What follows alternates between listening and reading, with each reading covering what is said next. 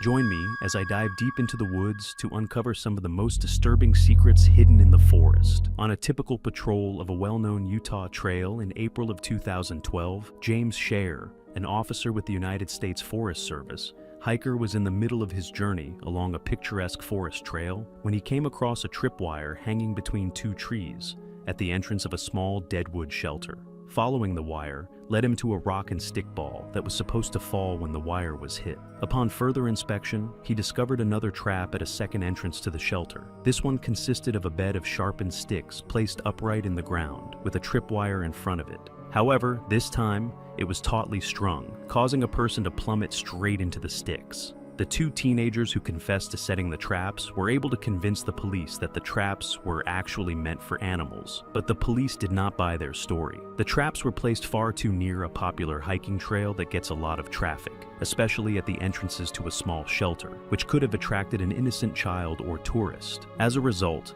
the police began interviewing hikers in the area within the past few days. During a solo trip in Moscow's Shator neighborhood in 2017, a 30-year-old man named Ivan mysteriously vanished.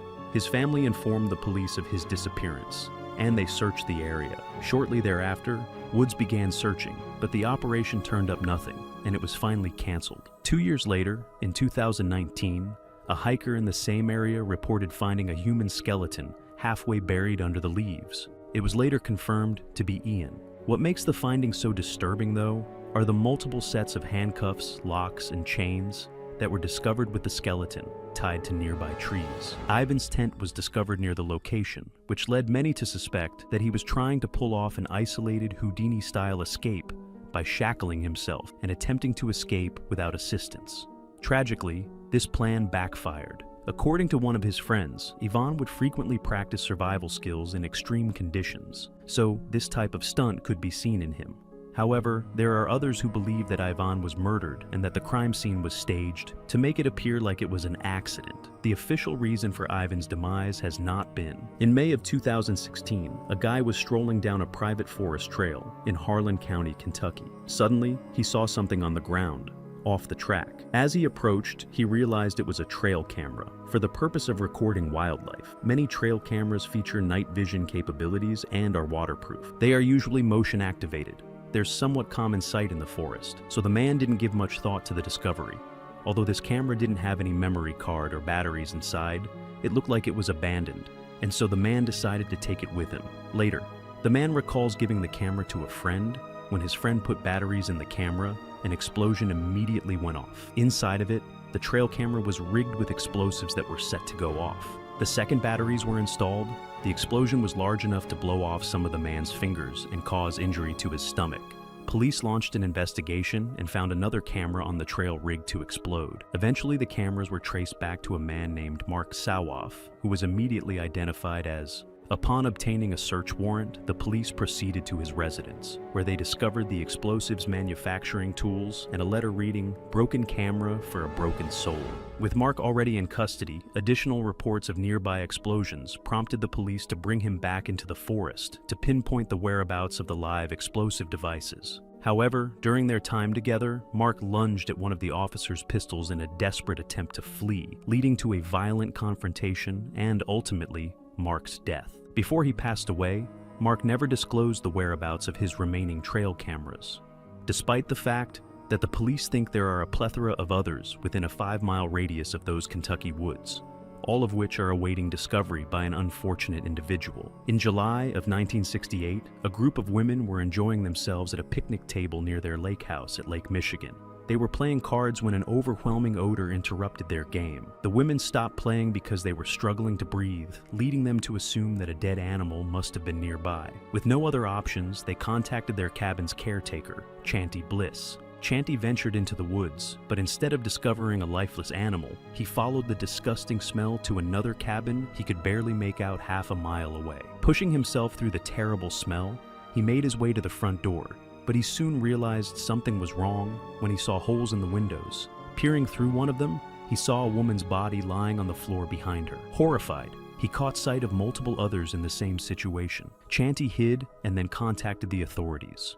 When the police came, they found 6 bodies, every member of the Robinson family. No one had seen the family in weeks, but they had informed everyone they were planned a vacation, so no one doubted their story. Due to a lack of evidence at the site and the absence of any known opponents within the family, the police determined that their murder had occurred at least 1 month before. Their inquiries into the possible perpetrators of the crime yielded few leads. Even after more than half a century, nobody knows who is accountable for the Robison family's demise. The prime suspect was a former employee of Mr. Robison, but he would never attempt to con. Murder's Matt Bell and a co-worker were doing excavation work in the woods of Danville, Arkansas, when they came across a 32-pound old round ball in the ground.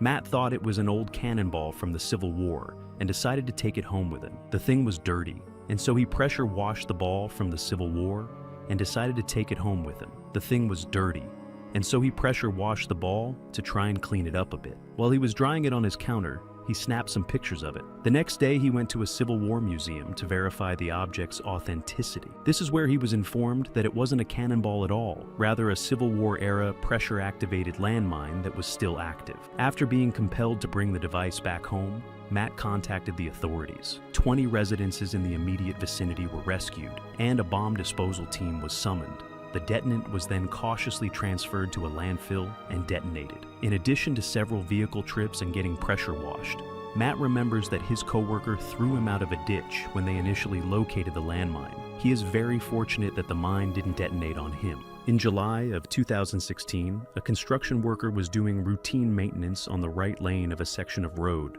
on Interstate 985, located in Georgia. At one point during this shift, the man had to relieve himself, and so he started walking into the forest just next to him. He got about 80 yards in when he noticed a large object on the ground. As he got closer, he realized it was a suitcase. Curious, he zipped it open. Inside, he saw a human skull. Immediately, the man ran back to the highway and told his supervisor, who then told the police. When they arrived, the man showed them to the suitcase. A full set of bones were discovered along with the skull. Later analysis would reveal them to be of a woman, most likely in her 20s or 30s. At the time of death, it's assumed she died around 6 months before the discovery, fast forward to 2019. And police now believe they've identified the woman as Jessica Manini from Chattanooga, Tennessee. She was originally reported missing by her mother back before the suitcases. Discovery, however, how she died or who is responsible, are both still unknown to this day. In 1986, 19-year-old Christopher Knight vanished from his home in M to live in the woods. For no apparent reason for food, Christopher would steal from dozens of different cages and camps around the area. During his break-ins, he would also take things like clothing, camping gear, propane, tanks, batteries, and other stuff. People in the area were quickly made aware of his presence. Some even started intentionally sending out supplies for the guy, just so he wouldn't break into their homes during the night. But even though his means of living were pretty well known in the area, if one thing was certain, he did not want to be found. Christopher went to extreme lengths to cover his tracks. For example, he would opt to never start a fire so that the smoke wouldn't reveal his camp's position in the. Christopher would bravely brave the bitter winters, wrapping himself in numerous sleeping bags instead of starting a fire. However, as the years went by and security cameras became increasingly commonplace, footage of Christopher's break-ins began to surface. Even though he had left Maine 27 years ago, the authorities were informed and arrived at the site after he inadvertently triggered a surveillance sensor while frequently taking food from a camp. Christopher remained in the area, and his first interaction with a human being in years would be his arrest. The man responsible for countless burglaries in the area had been apprehended, and Christopher would later reveal to the police that their camp contained a hoard of stolen goods spanning decades.